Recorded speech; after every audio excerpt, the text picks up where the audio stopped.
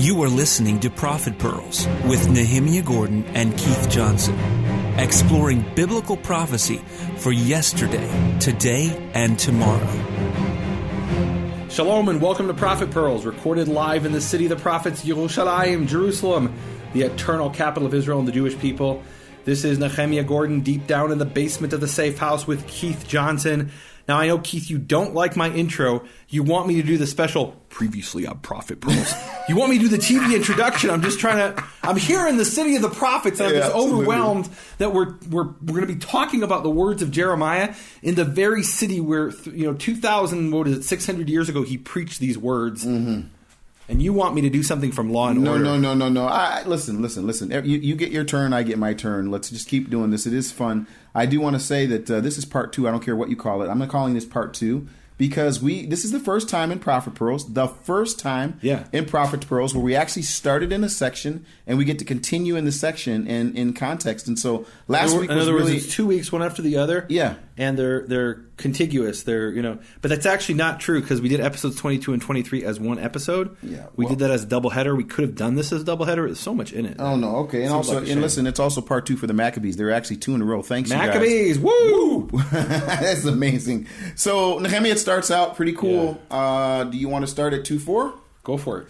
Hear the word of Yahovah, O house of Jacob, and all the families of the house of Israel. What's the difference?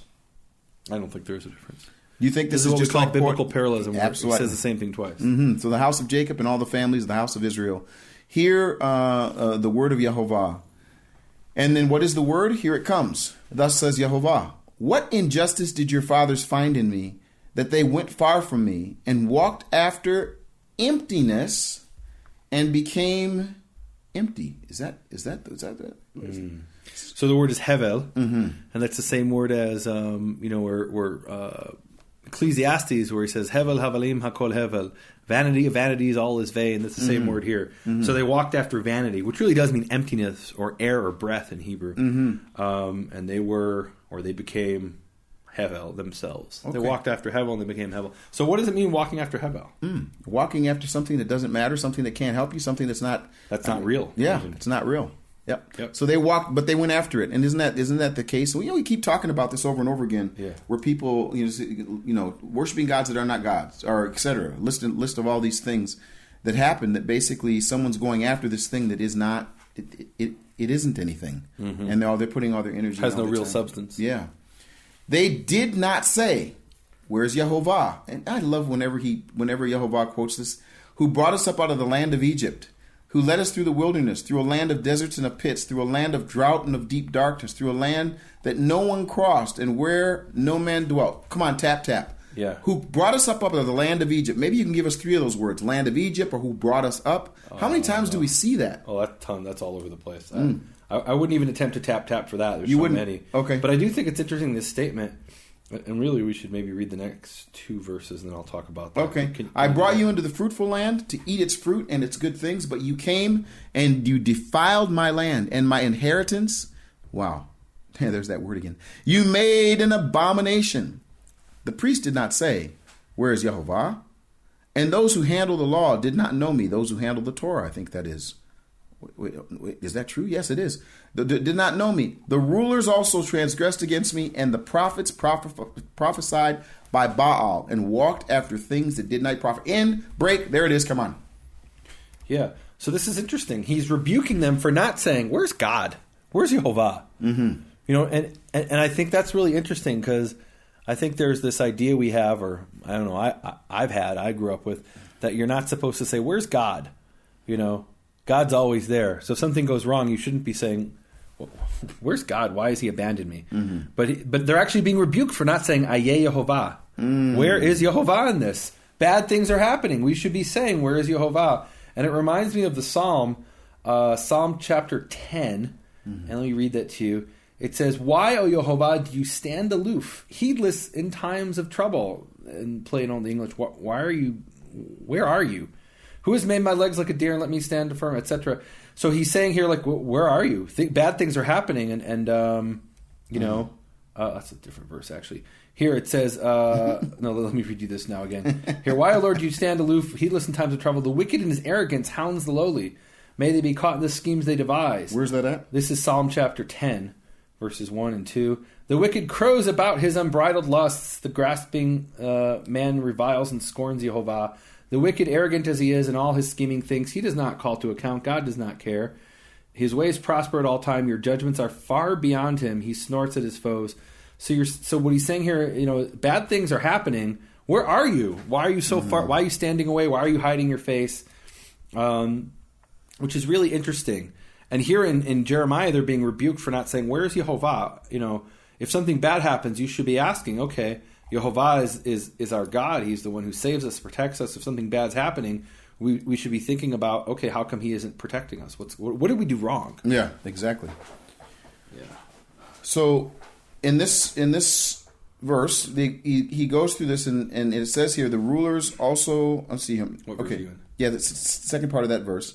The rulers Verse also 8? transgressed, 2:8.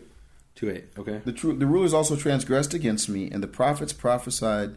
You have the rulers, and the Hebrew it says haroim, the shepherds, the pastors. Okay. Literally the shepherds. The shepherds transgressed against me, and the prophets prophesied by Baal, and after that which had no benefit they walked. So then comes the switch. The switch? Yeah. So this is where I was going to say a tap. It says, therefore I will yet, and I was just looking at this while you were talking about the other end. Okay. It says, therefore I will yet contend with you, declares the Lord. Would you be willing to tap about that? What does it mean to contend? To contend. I will contend with you. I think we had a passage like this, which was like, God, wasn't it in Zechariah where God was calling them into judgment? Mm-hmm. And he used that same word, leave. I'm pretty sure, and I think in one part of the verse, or in one verse there in Zechariah, it translated it in your translation as, wasn't it like indictment or something like that? And the word was reeve. Where was that? Well, it's funny because in Jeremiah 12:1 it says in the English it's in NASB it says, "Righteous are you, O Yahovah, that I would plead my case with you." And then here, so it's Micah 6:2. Hear you mountains, the case of Yahovah, you firm foundations of the earth, for Yahovah is a case reeve, same word, against his people. He is a suit against Israel, a suit like these are all these legal terms. Yeah, so it was the first few verses of Micah 6 that had this legal terminology. So come up with the translation that would be using it that way. So therefore, I will yet bring a case against you. No, or enter into an argument with you, and it's a legal argument. And the verse that comes to mind for this word reeve is Deuteronomy 17, verse 8. It says, let's see, it says, if a case is, let me read you the King James, just like that. If there arise a matter too hard for thee in judgment, between blood and blood, between plea and plea, and between stroke and stroke, being matters of controversy within your gates. And the word controversy there is reeve. So you've got to reeve with somebody. There's some argument you have with somebody, and the judges in your local city can't deal with it. Then you bring it to the temple. That's the word reeve. I have a fight with an argument, some kind, and it's a legal contention. We've got a legitimate beef between us, and we need to go to court over it. So God has a reeve with us. He's got an argument, a legal argument against us. It's interesting. I don't want to go too far on this because I haven't tapped enough. But it's funny when he says "I will reeve." I think he's the only one that uses that in the Tanakh. God saying, I will read. Yeah, that basically each of the times, I'm just looking at this really quick. No, I'm actually looking at it right now in Isaiah 49:25, 57:16, Jeremiah 2:9, Jeremiah 12:1, Nehemiah 5:7, 13. Oh, wait, wait. That's my book. You can't have that one. No. Nehemia does do that twice. He says, Aviv? Yes. I will do that. I got 5 times what's funny Aviv. Is that, you know what I did? Isaiah 49:25, 57, Isaiah 57:16. Yep. Jeremiah 2:9 and Jeremiah 12:1. All of them have Aviv twice at Jeremiah 2:9. And I actually don't have Nehemiah. Which verse is that, Nehemiah? Yeah, and actually, you know why? Is because that's actually in a different form. Ariva. Okay, that's the cohortative. Yep. Okay. Anyway, so this is what he's saying, is that this is what he's going, or this is what he's going to do with them. For cross to the crosslands of Ketim and see, and send to Kedar and observe closely and see if there has been such a thing as this. As what? Here it comes. I think this verse is so cool. and actually, am I wrong? Isn't this verse quoted somewhere else? Or something like it? Has the nation changed gods when they were Didn't we gods? have a verse recently? I thought we did. I'm trying to figure out what's... Where he asked that as a rhetorical question? No, he says, do you not follow after gods that are not gods? And here, did a nation change his Yes. gods? Those are not gods. There, they started from scratch. Yeah. Has a Okay. nation. He started from scratch. No, in other words, they had no God to begin with. They made themselves gods that were not gods. Yeah, as a nation. Here it's saying they had a God and they got rid of him and got They a non-God. changed in gods and when they were not gods. Yeah. But look at this. So first he says they've changed. Has a nation changed gods? Or God. It's hard A god. You can't know in Hebrew. Oh, no, it is No, plural. it's It is, Elohim. because it's Vehema and they are not. Yeah. Okay. And when they were not gods, but my people have changed their kavod, the glory, for that which does not. I got to translate this from Hebrew gotta do because I don't some- know what you're doing. Yeah, You're okay, go reading. ahead. Yeah. So it says, Hahimir goy Elohim v'hemelo Elohim. Himir, that word means to replace, to switch out. Has a nation switched out Elohim for that which is not Elohim? And they are not Elohim. So they've taken on themselves a new god that wasn't. They had some deity or deities, and they said, we don't want Baal anymore. We're going to take some other god which isn't a god. Although maybe their first god wasn't a god.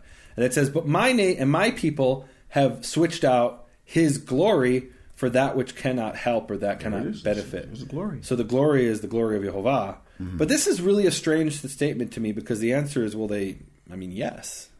So recently I was almost 6 months ago or so, I was in Cambodia. And they have there this temple called Angkor Wat, which is the largest temple complex in the world to this day. Get out of here. It was built, this thing is many, many square miles. And Angkor Wat. It was built in the 12th century. And it was built as a Hindu temple. And at some point, they stopped being Hindus in Cambodia and they replaced the Hindu gods with the Buddhist gods. And now there's statues of Buddha there, different types of Buddha, and they burn incense to Buddha and they pray to Buddha and literally bow down to Buddha. So I read this and I said, well, a nation replaced gods with those that are not gods. And, the answer is yes. So I don't understand what his point is. Can you help me? You don't understand this point. No, what's he trying to say? Because they do it. And it does remind me of the other verse where we had this rhetorical question. And the answer was, well, yeah, they. But isn't the connection with the do next that. verse? So in other words, if I started, like in this situation, I always start with the end in mind. So, but my people have changed their glory for that which does not profit. Right. Yeah. Oh, okay. So now backing into it. No, but I'm still not. Yeah, it's still not working. Right. And here's the other verse. I just found it. The other verse that we were talking about was Jeremiah 16. Maybe this is a Jeremiah thing. Jeremiah 16, verse 20. It says, Hayaselo Adam Elohim v'hema lo Elohim. Shall a man make himself Elohim and they are not Elohim? Well, the answer is yes, they do that. They do that all the time. Yeah. And that's the point of the prophet.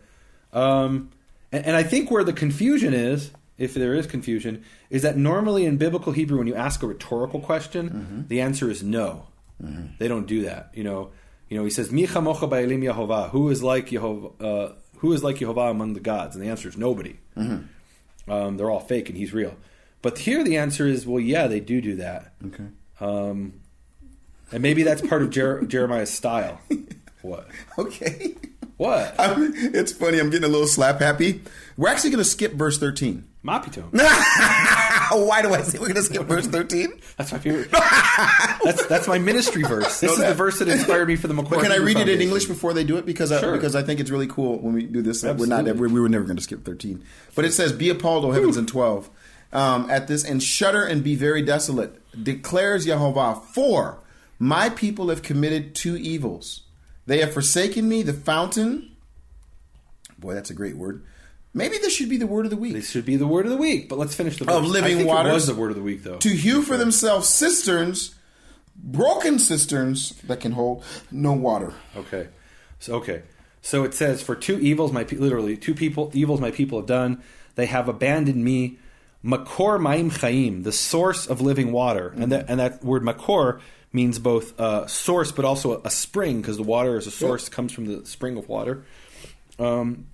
It's water that oozes out of the ground through a crack in the aquifer. The source of living water, to dig for themselves cisterns, broken cisterns which cannot hold water. And the image there is that a cistern is basically a hole in the ground.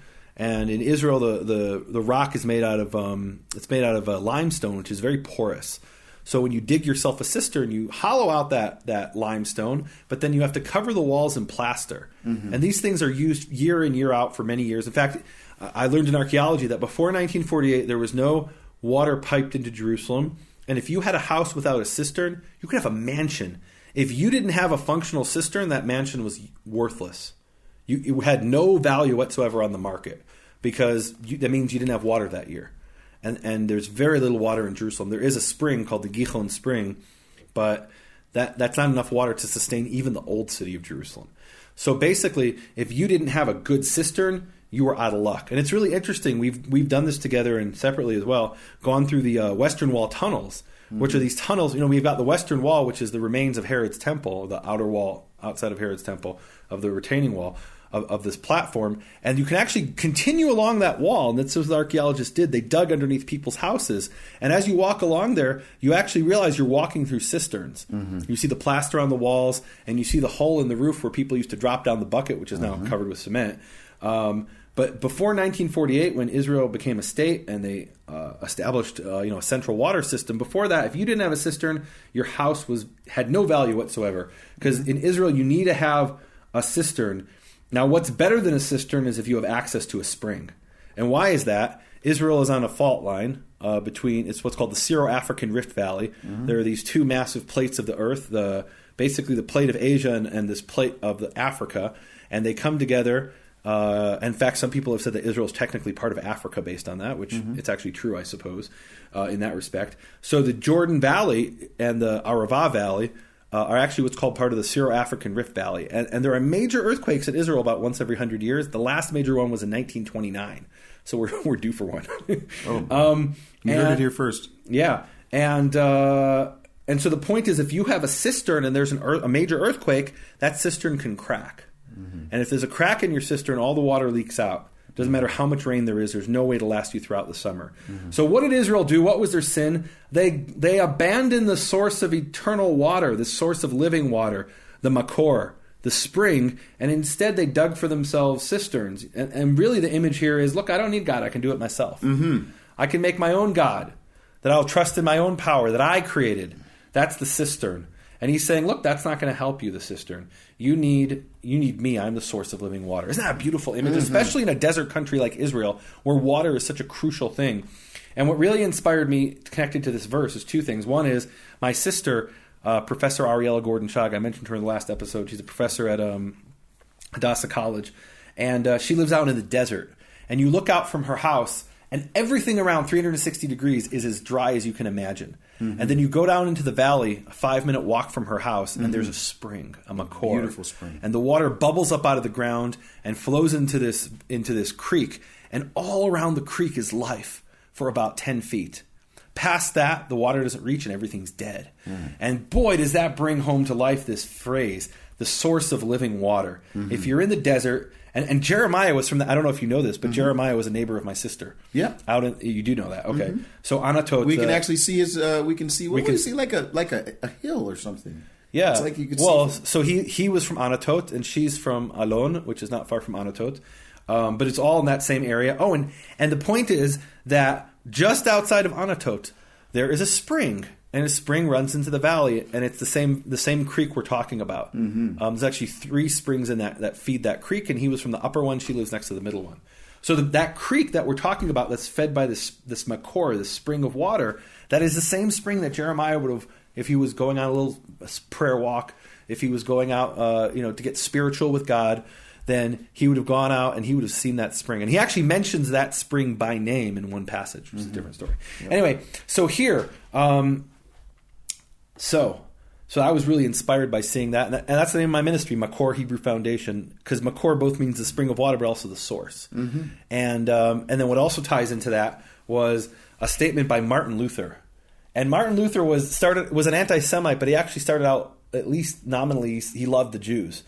And he famously said, the Hebrew language, this is Martin Luther. And the fact that this is coming from a man who later became an anti-Semite just proves it even more. Because he doesn't have some interest of, I'm saying this because I'm a Judeophile. Okay. He's saying this because it's true. The Hebrew language is the best language of all, with the richest vocabulary, said Martin Luther. If I were younger, I would want to learn this language because no one can really understand the scriptures without it. For although the New Testament, imagine that, he's saying you can't really understand the New Testament without knowing Hebrew. This is a man who translated the New Testament into German, and all later translations were based on his German translation. Even in English, they based it partly on Luther's translation. It says, because no one can really understand Scriptures without it. For although the New Testament is written in Greek, it is full of Hebraisms and Hebrew expressions. It has therefore aptly been said that the Hebrews drink from the makor, the spring. The Greeks drink from the stream that flows from it, and Latins from a downstream puddle. And so I read this thing in Martin Luther, and I put it together with this verse here in Jeremiah, chapter 2, verse 13, and I said, wow, this is what we need to do. And this is this is kind of what I've been doing for years, but I realized this encapsulates exactly what I've been trying to do, to empower people with information to get back to that makor, that spring of living water. I don't want people drinking from the puddle. I don't want to feed people from the downstream stream, the stream that flows from it. I want people to get back to the makor, the source of the living water, the Hebrew words spoken by the source himself, the creator of the universe, that source of living water, and empower people with that information. And then I love the parallel. We read this, but I'll read it again, Jeremiah 17:13. Mikveh Yisrael Yahovah. Yahovah is the hope of Israel. And that's a pun, because mikveh, mikveh. Some people like to say, the mikveh. I went to the mikveh. I was mikvahed. We've talked about that. Mikveh is a pool of water that actually, the original meaning was a pool that's filled up by the spring. The water oozes from the ground, but if it doesn't fill into that pool, then it just kind of dissipates and gets all muddy. So mikveh Yisrael, the pool of water, or the hope of Israel. It's a play on words. Yehovah is the mikveh Yisrael, the hope, the spring pool of water. All who all who leave you will be dried up, but also will be ashamed. It's a play on words. V'surai ba'aretz Ketiv, etc. Ki azvu makor mayim chayim et Yehovah, for they have left the source of living water, Yehovah. So this is my ministry, Makor Hebrew Foundation, to empower people with information, to get them back to those Hebrew sources. And I invite you to come stand with me on the wall. I'm Nehemia. My website's nehemiaswall.com. Come stand with me on the wall and get back to those sources of water. And as you pointed out, Keith, you want me on that wall. You need me on that wall. Look, I need to get this thing back. I'm telling you, that's a golden. I need something like that for the BFA. That's so impressive. You got to get someone to do that. You want me on that wall. Hey, listen, I tell you something. I read that verse, read that phrase of Martin Luther. It says, like you said, so it says, if you can't also know the New Testament is written in Greek, it's full of Hebrews. It says, it is therefore been aptly said, Hebrews drink from the spring, Greeks from the stream that flows from it, Latins from a downstream puddle. I'm thinking English, we got bottled water. That's the best we can do right now. So I think we got to get away from the bottled water, go through all the process. I got to tell you something. Sometimes I'm overwhelmed at the opportunities that have been presented to be able to get to that source. And certainly, one of the things that I'm really excited about is for people being able to now learn some of that for themselves. I'm really excited that even now, I think we're in July, at some point, maybe the third week of July or so. And so if you haven't gotten a chance to go through lesson 1, you haven't missed it. We're putting out about one per week. But the thing is that it gives you a chance to take your time on your own time to learn what I call step by step, bite by bite, a little bit of Hebrew, just so you can learn it. And then as we progress, we'll get into some of the tools. But right now, I would invite people to go to bfainternational.com. There's so much that's there. There's new teachings that we constantly have going up. 50-some high-quality, HD-quality presentations that some of them have been on primetime on Christian television and other places. Of course, you can be a registered member and you got access to a whole bunch. And, of course, you can even go to the site with nothing and be blessed with over 100 different resources that are there. So go to bfainternational.com. We really, really appreciate those of you that are in the Premium Content Library because you're helping us develop this Hebrew course. And we've gotten input from people for the last couple years, but this is really a special time during the summer where we can get your input, and we're going to present this so that by the time we get done with Prophet Pearls, this is what I'm hoping to come in. By the time we get done with Prophet Pearls, this cycle of Prophet Pearls, when you go through it again, you may be able to go to a next step. And, Nehemia does a really powerful thing because we'll be going through Prophet Pearls, and I've got my NIV and my NASB and my Hebrew Bible and all this stuff. And that's just to make sure he doesn't throw a curveball at us and try to put something over us. No, he doesn't do that. He gives us the opportunity to get to the makor, to the source. But how wonderful it would be for people to also be able to track them later. And when there is an issue that's brought up, the word of the week or something like that, there actually could be the ability for them to look and see that information for themselves. So, Hey, and one more thing, Nehemia, that I really do appreciate Folks, if you haven't gotten a chance to do this, it would be a blessing to you. Go to nehemiaswall.com, bfainternational.com, and on the post of the Prophet Pearls, just below, there is a post where you actually can hear the passage itself, the entire passage in Hebrew. Yeah. Nehemia does that, and we appreciate you for that. So, again, bfainternational.com, inspiring people around the world to, say it, build a biblical foundation for their faith. Let's continue, Nehemia. Can I ask us to, there's so much to talk about here. Just one thing before you say we're going to skip. Just one thing I want to ask. I want to tap. It's a quick tap. Yeah. Okay. Jeremiah 2:14 says, okay, now here's what it says in English. It says, is Israel a slave? ? Or is he a homeborn servant? And that completely confuses me when I hear that in English. And I want to ask the question, do you see that is a question, the first phrase? Do you see that as a question? Well, it definitely is a question because we have what's called the interrogative hey. Yeah. The hey means the in Hebrew. But there's also a hey that doesn't mean the, that's a question. So that's what we have before the Evid. Yeah. Yes. So there's the question mark. But then it says, or is he a homeborn, in English it says, or is he a homeborn servant? And I see the word Yelid. Yeah. Child of the house or child? What would you say? It's not clear that necessarily means a servant. Yeah. But it could be a servant who's born at home. Yeah. Okay. All right. You're not excited about that. So anyways, why has he become a prey? Now, you said you were going to maybe skip ahead. What do you see? Talk to me. Oh, there's so much to talk about here, but I want to talk about verse 18. Okay, and a bunch of other verses. If we don't skip, we won't. Well, here's the deal. Stuff. The only way we're going to do that is if we tell people homework. This homework. Make sure that you got to read. Yeah. Yes. Go ahead. All right. So, can you read verse 18? Yes, but now, what are you doing on the road to Egypt? To drink the waters of the Nile? Or what are you doing on the road to Assyria? To drink the waters of the Euphrates? And isn't that great? He says, I'm the source of living water. I'm the spring. And you want to go to these rivers and drink. Don't go drinking from some other stream, some other river. I'm the source of living water. Isn't that awesome? In other words, he's in this. It's still. Isn't that a powerful image? It's in the spirit. It's in the spirit. We're continuing that metaphor of Yahovah as the water. And again, we're here in Israel, which is a desert country, and that's such a powerful image. And you might think, I don't need a cistern because Egypt, the Nile is an unusual type of river. Unusual for this part of the world, and that it never stops flowing. It's not most of the rivers we have in Israel are seasonal creeks. And the Nile is just this, never-ending source of water. Euphrates is the same sort of thing. But Yahovah is saying, hey, don't go to those. I'm your source of water. Amen. That's beautiful. Next thing I want to talk about is in verse 20, unless you got something. Verse 20 is good. I like that one. For long ago I broke your yoke and tore off your bonds. But you said, I will not serve. For on every hill and under every green tree you have laid down as a harlot. Boy, that's controversy. Ooh. Yeah. So I will not serve is what you have in verse 20. What does it say in the Hebrew? Let's see in 2020. Hold on. Jeremiah 2:20. That's interesting. That's very interesting. Okay. Jeremiah or JPS says, I will not work. King James says, I will not, and thou says, I will not transgress. What does it actually say? So I will not transgress is actually what it says in the Hebrew. Kind of. I will not. It's got an interesting little thing going on. So this is what we call in Hebrew Ketiv. Yeah. Now, I'm just going to give people a little taste of this. This is important. This is a huge topic. It's a very important topic.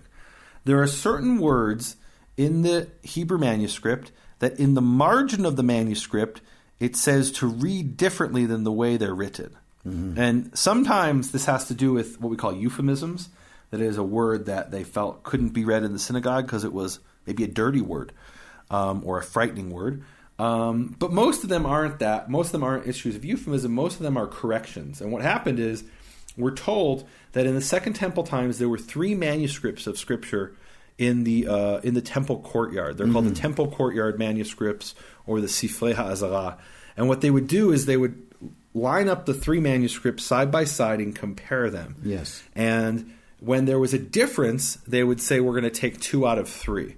And there was actually an entire guild of scribes who were called the temple courtyard proofreaders. And there's a whole discussion in the early writings of the rabbis about these temple courtyard proofreaders who paid their salary. Maybe it came out of certain sacrifices because they worked for the temple.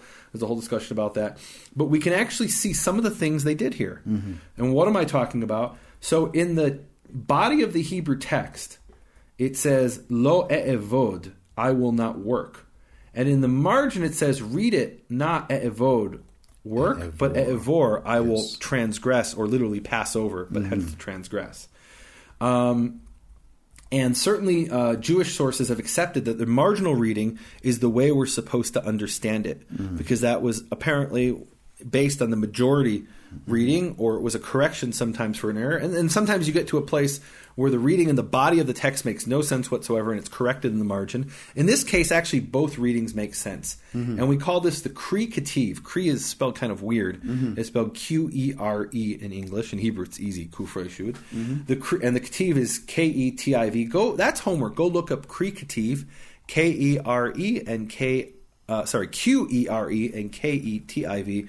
And it's actually a whole huge topic, the Qere Ketiv, and where it becomes important, it's always important, but where it becomes particularly interesting for me is where we get to the name yud-hei-vav-hei, where many scholars will come along and say, oh, that's a Qere Ketiv too.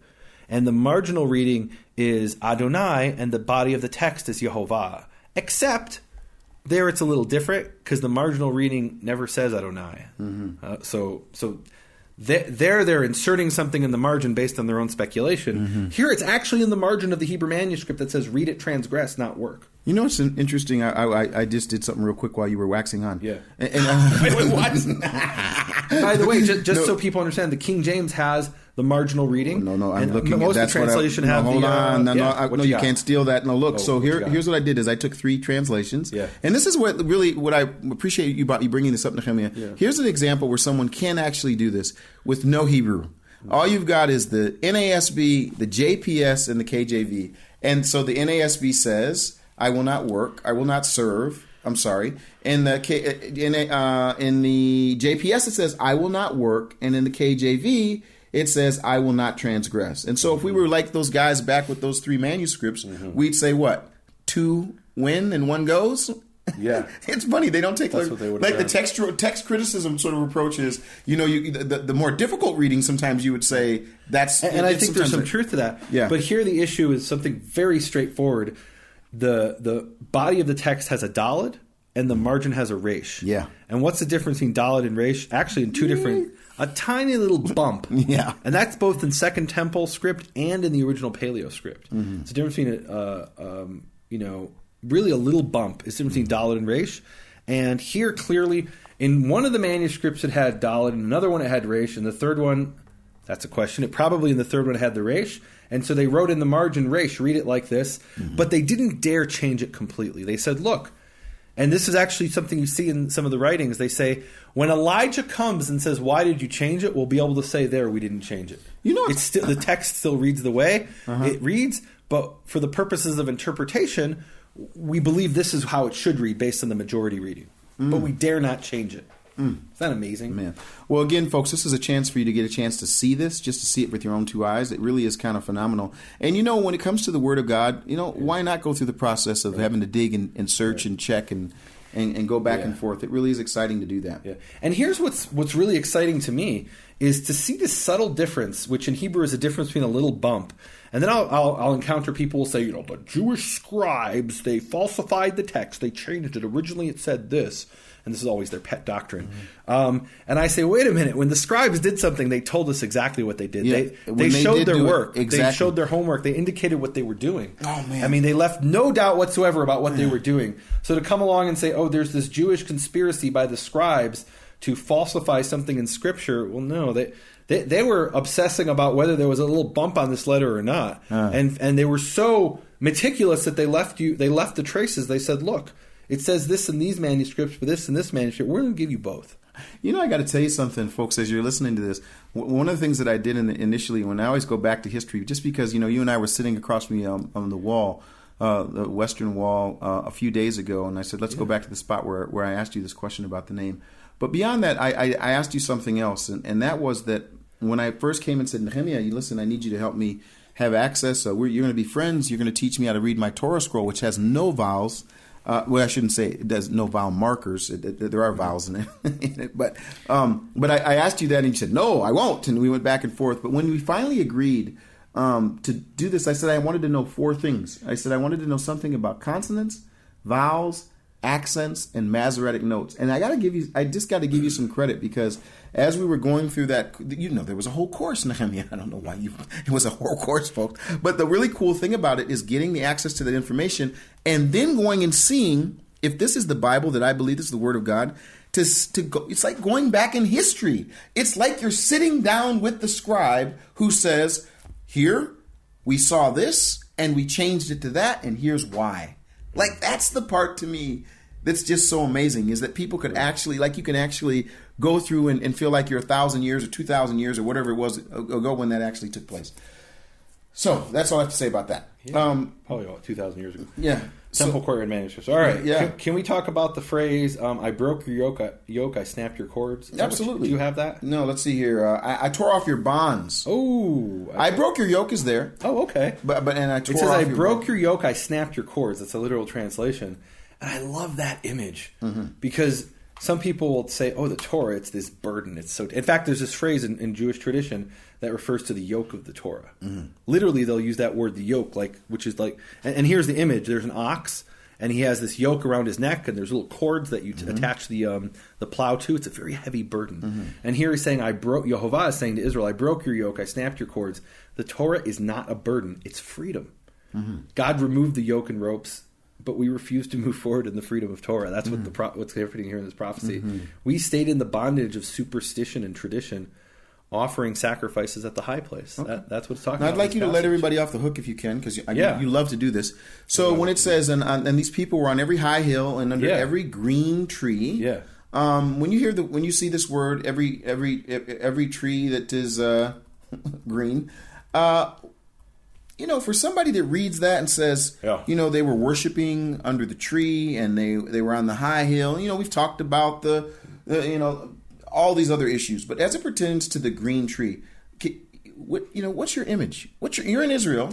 So what is? I don't even need to imagine what it is. You don't? Here's the beauty. So you go around Israel, and Israel doesn't have a lot of trees. Right. We're not like, I was recently in North Carolina. Oh, man. In fact, I have a really good friend in Tennessee. Hey, Eddie. And he has a job cutting down trees. And the trees grow back so fast.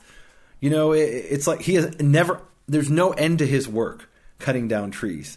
And, and he remarked to me once, he said, look, everyone's talking about deforestation, how it's this, global problem. He says, I've got more trees than I can cut. And it's actually specifically in certain safety situations, like if you have a gas pipeline and there's trees growing, the roots are there, people can die, it can explode and blow up. And if you don't get rid of those trees within a certain proximity of the gas pipeline, or for example at an airport. And Israel's not like that. In Israel, we don't have a lot of trees. And you travel around and you see these trees that are ancient trees. We actually saw one together, an ancient tree. Now you'll often find the ancient trees to this very day. And I'm talking about trees that are easily 1,000, sometimes 2,000 years old, maybe more. They're these giant trees that spread out. And they have they're leafy green trees, and they often will have the tomb of a Muslim sheikh next to it, another Muslim holy man. And what happened is the Muslims, the Arabs, they would cut down every tree they could, except for those sacred trees. And some of those sacred trees may be thousands of years old. And why do I say that? Because if you read about the Muslim tradition, the Arab tradition about those trees, they believe the trees were inhabited with goddesses. They called them spirits, and they called those spirits the daughters of Israel. Interesting, or the daughters of Jacob.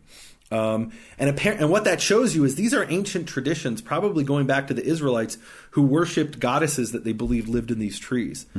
So you actually see these trees all over the country. They're still around, and they're still worshipped by some of the local inhabitants. So isn't that something? So you can read the verse. Yeah. You can read the verse, and then in my mind, of course, I can go to a hillside not far from here, and I can see it. And you can see it. And here's the really tragic thing to me: some of these sacred trees were worshipped by the ancient Israelites. The Arabs came along, replaced drove out the Jews, and continued to worship the same trees. And today there are Jews who have gone back and worship at these trees again. They call them the tombs of great rabbis. They call them Qere tzadikim, the tombs of the righteous saints, referring to dead rabbis. There was a And now they say that tomb that was supposed to be of a Muslim sheikh, they say, no, that's actually such and such a rabbi. And so, and actually some of the same rituals surrounding those trees continue to be practiced, certain kinds of offerings. Yeah, it's funny you said it's that. It's unbelievable. About that, 2,000 years later, 3,000 years later. We've actually been to places where you can see, the Muslims will say, no, that's Sheikh so-and-so, and then someone else will say, no, that's Rabbi so-and-so. Right. Yeah. Right. And there's actually one spot not far from here where there's one place where both the Christians, the Jews, and the Muslims all say that there is a woman buried in the tomb. Mm-hmm. The Jews say it's Huldah the prophetess, who is mentioned in the Book of Kings. Come on. The Muslims say it's some Muslim saint who I've never heard of, but a woman. And the Christians say it's some woman who was martyred by the Romans. She's a saint. And isn't it interesting? All three of them knows a woman buried there, but they disagree about what woman. And all three of them will come and pray there at that grave. Isn't that something? And the point is that these leafy trees, they were practiced before the Torah was written, and they continue to do it. Wow, nothing's changed. And then here's the. So how am I letting people off the hook with that? No. I thought you were gonna. It's okay. It's fine. We're good. Yet, I planted you a choice vine, a completely faithful seed. It says. Yeah. How then have you turned yourself before me into the generous shoots of? Okay, here's the point, Nehemia. Yeah. What's your point? These people who sometimes take the worship of. And you don't believe that this is the case because it wasn't in your background. But there are some people that get around the time of winter. Oh, you're going to tie us to the Christmas tree. Go ahead. And they get around this time of this time of winter, and it ends up being this sort of focus for worship. I mean, when I say this, literally, there are some people that, as it pertains to their tree, their actual tree that they bring into their house, and they set up and they put it up and they dangle it with all that stuff on there. It's like for some people, and I know there's people here that are listening that understand this because I actually have a connection to this, where the people would say, "Don't touch the tree." Don't the tree's holy. It's kadosh, kadosh, kadosh. Let's the Christmas tree. No, I'm telling you. They would say the Christmas tree is holy, don't touch it. And I'm telling you that it's in some ways there's a you want to always let people off the hook. No, it's not. I'm not letting them off the hook. No, but I'm just telling you it's a different language situation. And context. I understand, but you've got this agenda about. No, it's not an agenda. It's not an agenda. Everybody listening to this right now on December 24th, meet Keith Johnson with your axe at Rockefeller Center. No, let's cut it down. No, just watch now. Let's cut it down. Let's cut it down. No, I've gotten in trouble about this. And I certainly know that that's not the case for everyone. And there are people listening that that's not the case, that they don't treat it that way. But there are people, honestly, Nehemia, that actually, and I'm not saying that this tree is that tree, but I'm saying what's under it, what's behind it, how people treat it. It's not far from my mind to be able to look on a hill and to see what people do and to see what I see in many places. It really is, it's scary. Hashtag, let's cut it down. Let's cut it down. You wouldn't want me on that wall. You need me on that wall. So anyway, how far do you want to go here? Because Look, we got to skip to the end because we're running out of time. Can we go to verse 27, please?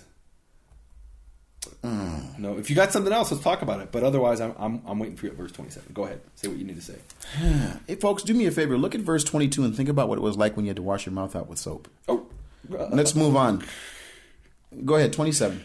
Okay, those who say to the tree, "You are my father," and to the stone, "You gave birth to me," for they have turned back their necks.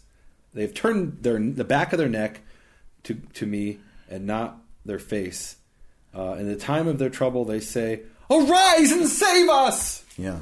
So when things are good, they're going and worshiping trees and stone and saying, "Oh, that's my Father in heaven. Oh, our heavenly Father," speaking to some wood or some stone. But when things go bad, then all of a sudden it's, "Arise and save us." I love that. And that's the word, save us. Yeah. Hoshienu. But where are your gods, which you made for yourself? Let them arise.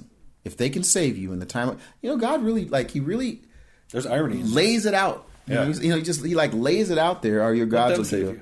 Have you not just now called to me, my father? You are the friend of my. Oh, it is a friend of my youth. Now, hold on, you guys. Here's another problem. I got a big problem. Friend of your youth. No. Let me tell you what happens. Where's that? 2:28. Yeah. It ends, and then it's my understanding that we're supposed to go to one verse. Yeah. 3 verse 4. I'm going to protest. Okay. I'm not going to the verse. Okay, we're skipping that one. Let me just end verse 28. Ki mispar alecha hayu Elohecha Yehuda, For the numbers of your cities were your gods, O Judah. In other words, every city had its own deity. That's as many cities as they had, that's how many gods they had. And I'll tell you, for me, this was a really important verse when I was studying archaeology. Because I had something where the professors presented us with some information to destroy our faith. Mm-hmm. Do you know they do that in universities? Absolutely.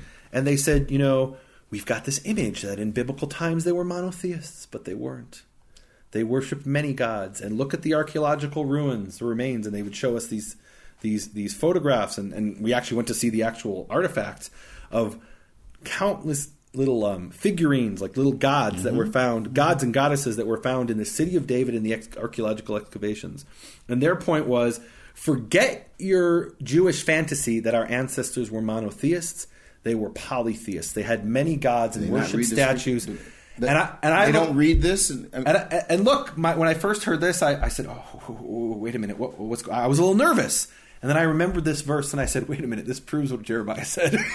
The number of your cities was the number of your gods, O Judah.